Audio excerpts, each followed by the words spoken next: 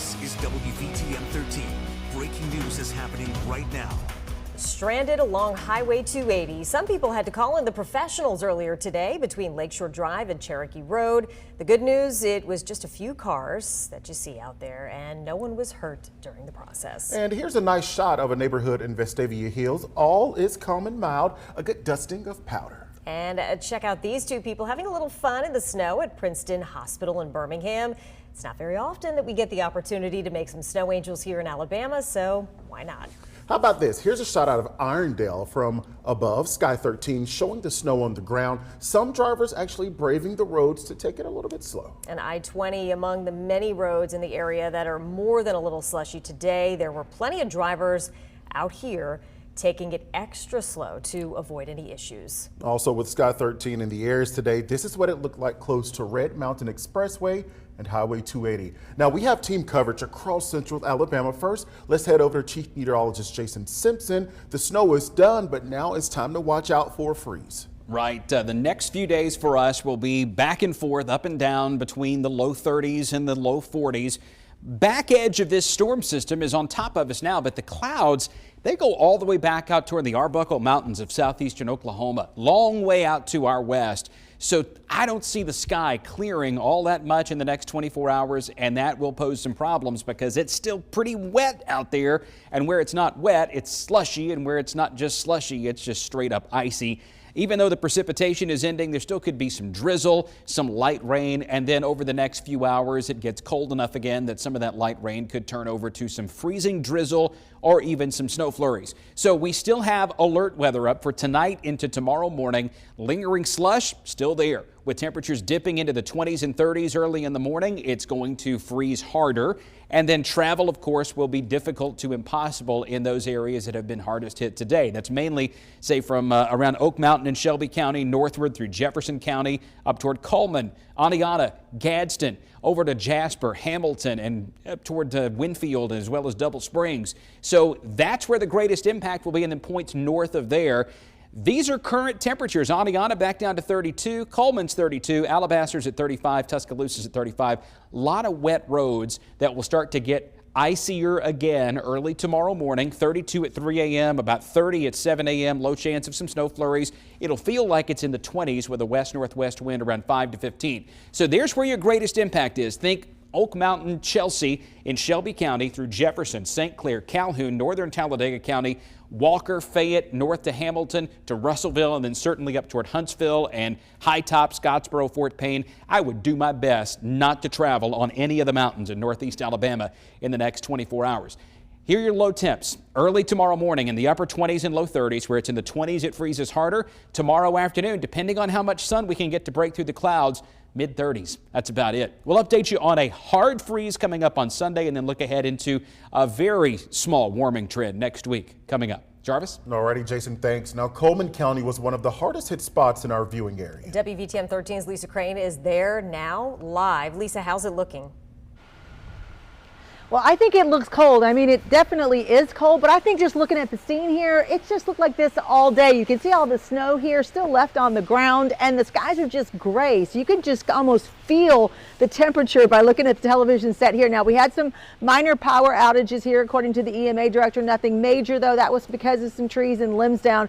But this morning and the overnight and early morning hours, it was pretty difficult to get around here. Some of the folks I talked to who live around here say they got 5 inches of snow. That made the roads pretty slick, and tow truck drivers pretty busy. They tell me they didn't respond to any major incidents, which is good news. Mostly it was vehicles that started sliding and ended up off the road or in a ditch. They say mostly they helped tractor trailer drivers get back on the road. One of the drivers getting back on the road, one of the things that helped, I should say, with the main roads here was that the county and state crews were out here working on them all day. The state's got a couple, 2 or 3 snow plows that's been out, so those have kept the roads, keeping all the stuff off the roads, open them up also, other than just getting packed down and making the conditions hard and slippery to move on. So between that and the graders, the road graders they've had out, has made a big difference. Now that's for the main roads, the main thoroughfare. I'm standing right here on State Highway 157 and the intersection of Ava Road. This is the main thoroughfare, so it hasn't been too bad, but the EMA director tells me those back roads They are in rough shape. They have been all day, and now we're below freezing again. That's only going to get worse. So he is recommending folks do not try to use those back roads until after tomorrow afternoon. Live in Cullman County, Lisa Crane, WVTM 13.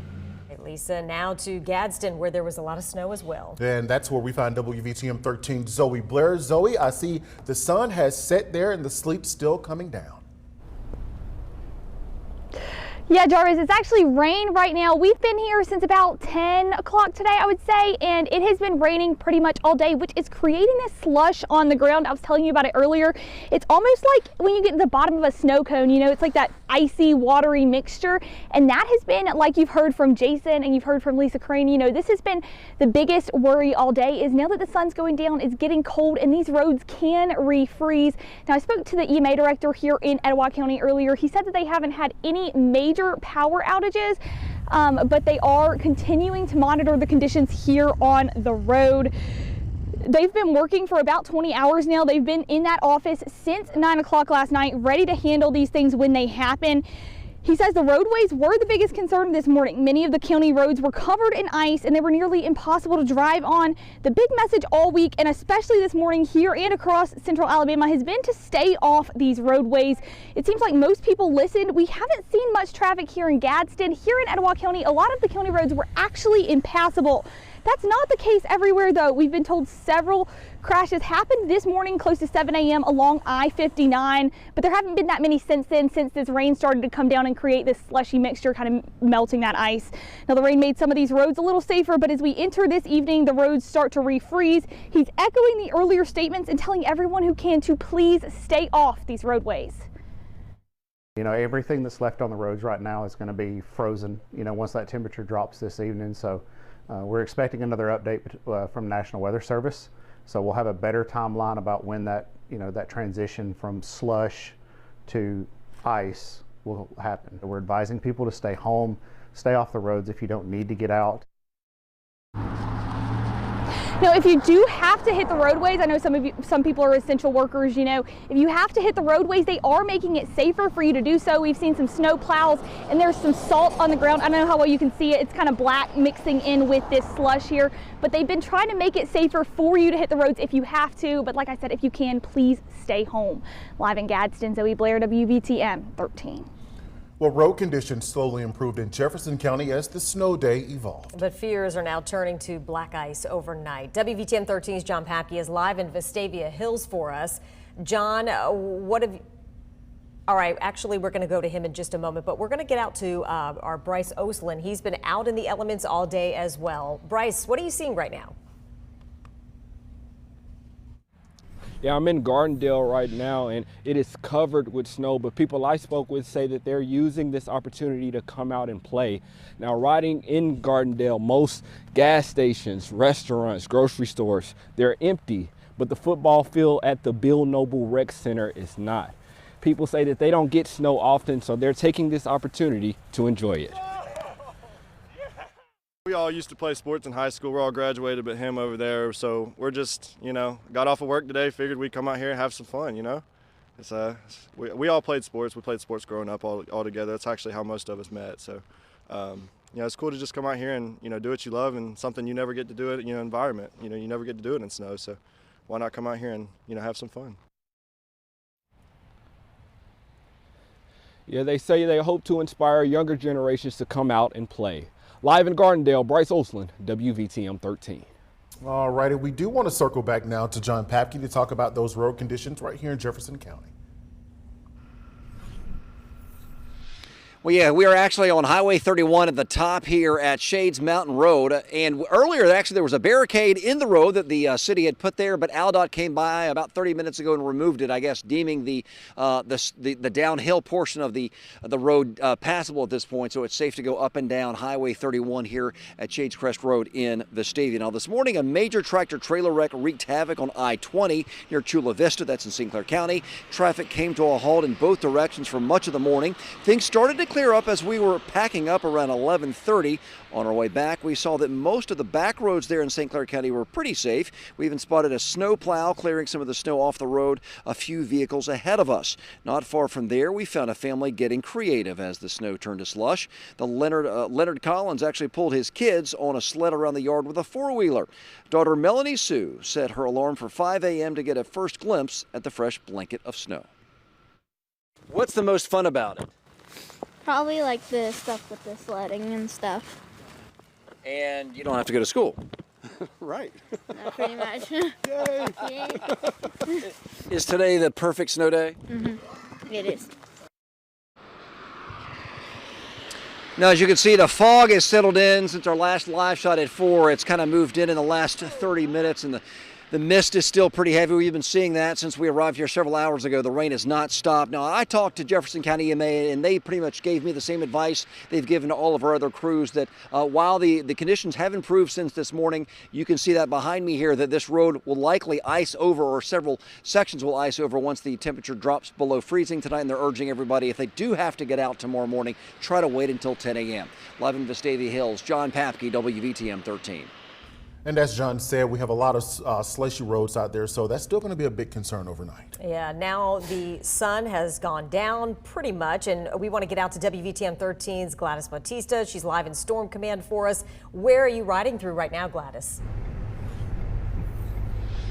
So right now we're on 459. We just passed exit 10, which is in Hoover. And I just want to give you guys a look outside. The sun is going down right now, and this is when the roads are really going to start to get dangerous. If you can see, well, not on this patch of highway right here, but pretty much here on 459, we've seen that for the most part of it since we've been on here, which is around 280 and 459, the most left lane is the one that has the most on it right now. But this mist is still coming down. I just want to give you guys a look at the tires so you can see how wet the ground is.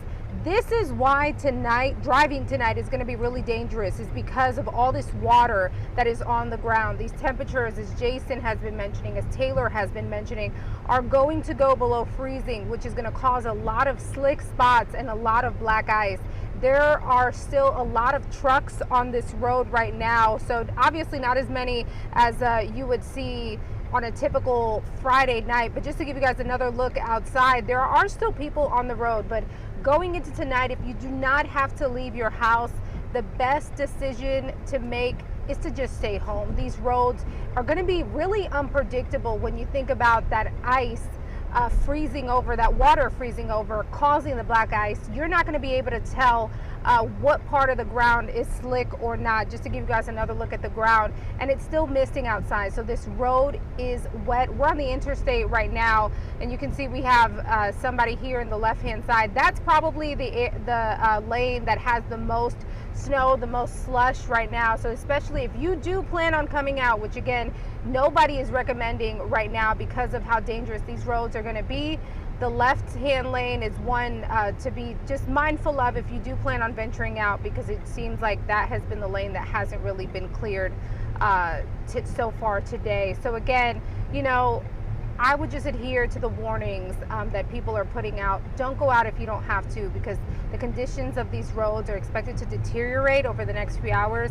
Driving is going to become really, really dangerous. For now, I'll send it back to you guys in the studio.